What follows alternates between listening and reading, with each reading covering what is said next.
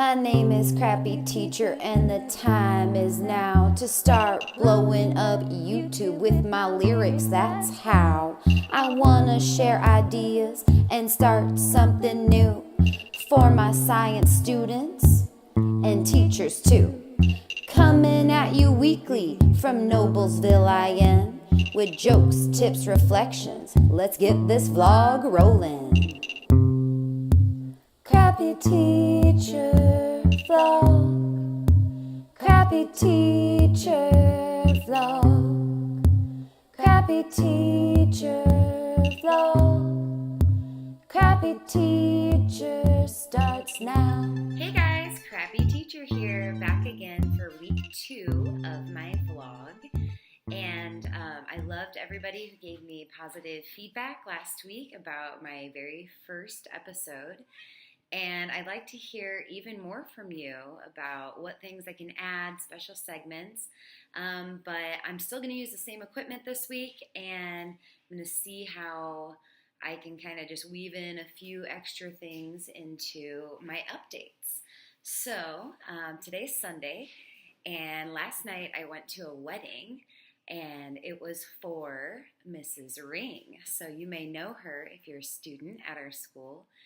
She will now become Mrs. Douglas. So teacher shout out to the new Mrs. Douglas, math teacher on Team Acadia.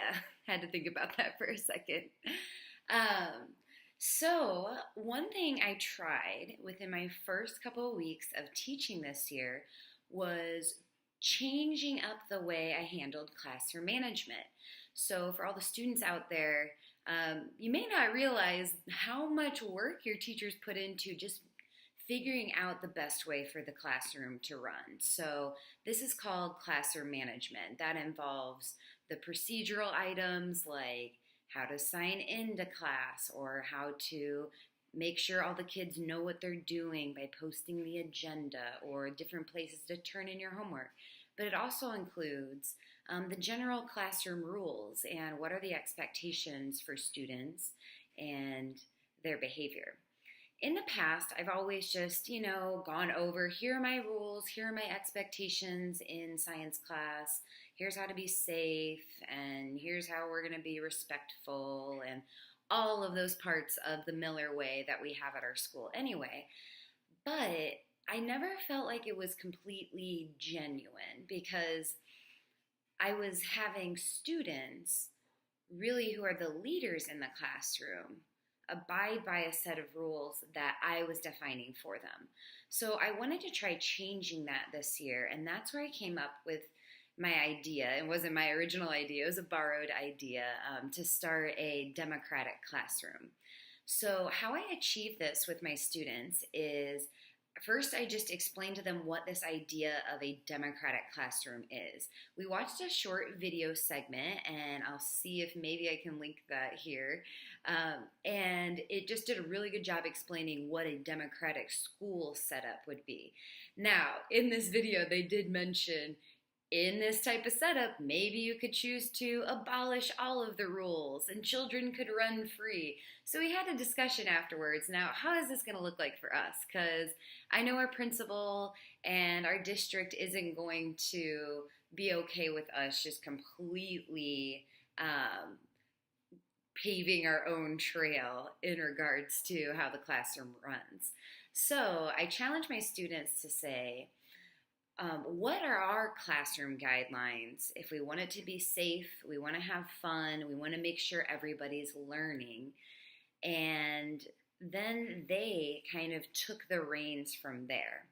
I split them up into groups based on 5 categories of necessary rules in order for a classroom to function. And based on these 5 categories, I had students choose and volunteer to be leaders, and I called them the committee leaders. So I had my 5 committee leaders, and then I had the rest of the students join whichever group that they think they would have the most interest in helping with coming up with the guidelines. So students quickly met in their groups, their committees, And the next step was they were collaborating on a shared Google Doc and typing up what these rules were. At the end of class, we had them share out. So each committee and the leader was the one who was speaking, who was sharing the ideas they came up that they thought would be fair for everybody.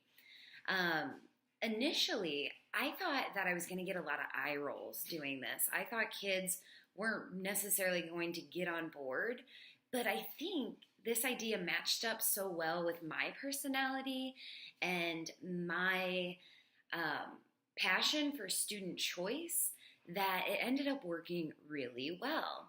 So after they typed up all of these different rules, I kind of am acting as this facilitator in the democratic classroom. So we had the shared Google Docs, and then what I did is I went in and I took all of the rules and I put them into a new document and separated them into some basic common ideas I was seeing come through with the ideas they had.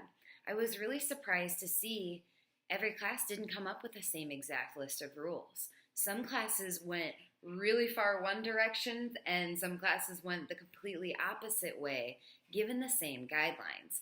So I'm really excited that I feel like these classroom guidelines are genuine and they reflect the unique personality of each of my individual class periods. So that's some big news I wanted to share with you from the Democratic Classroom sign up. And what I had them do afterwards is we made like a big post-it and the students signed the official classroom constitution after we voted to approve every part of it. And then I also had a printed version of the classroom constitution that had every single rule that students determined written out on there. And again, all of us signed it, including me, right? Because I should be able to abide by the classroom guidelines as well. So I really wanted to share that with you. I'm excited to learn from it this year. Obviously, we're only 2 weeks into school, so things could still go wrong, and that's okay.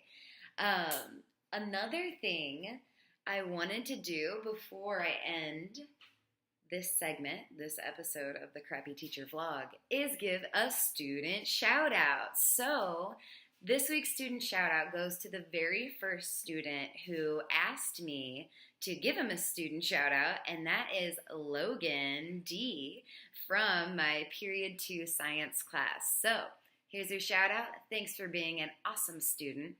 And I hope everyone has a great week at school. I'm looking forward to seeing you tomorrow. And bye for now. Did you know?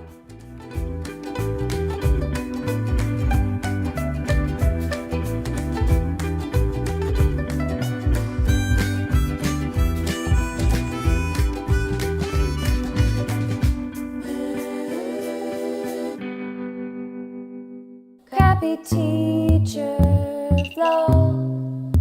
Crappy teacher starts now.